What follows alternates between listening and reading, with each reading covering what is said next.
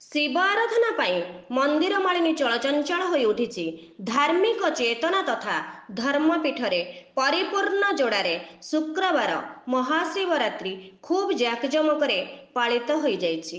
मंदिर मालिनी जोड़ारे समस्त शैवपीठ चलचंचल होई उठिथिबा बेले प्रसिद्ध मुर्गा महादेव शैवपीठरे श्रद्धालु शिव आराधना निमंते भोरु मंदिर रे भिड़ जमाइथिले। सेहीपरि जोड़ार समस्त शैवपीठरे जागर ओषारे उजागर रही दीप जालिबा सहित महादेव को केतकी बेलपत्र दुदुरा अपराजिता फूल लगी पूजार्चना करी आशीर्वाद भिक्षा करथिले। महाशिवरात्रि रे निर्जल उपवास व्रतधारी लिंग दर्शन पाई दिन तमाम लंबा धाड़ी लगिथिला। शैवपीठ गुड़िकरे निर्धारित समय अनुजाई प्रभुंक रीतिनीति हेबा सह श्रद्धालु दर्शन करथिले। भोरु हजार हजार भक्तंक भिड़ जमिथिला।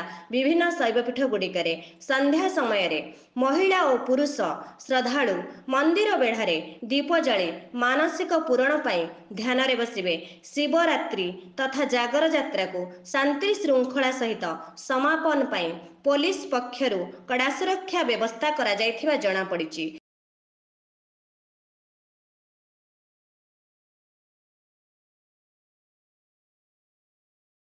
जोड़ारू भगवान गिरी रिपोर्ट उत्सर्ग खबर।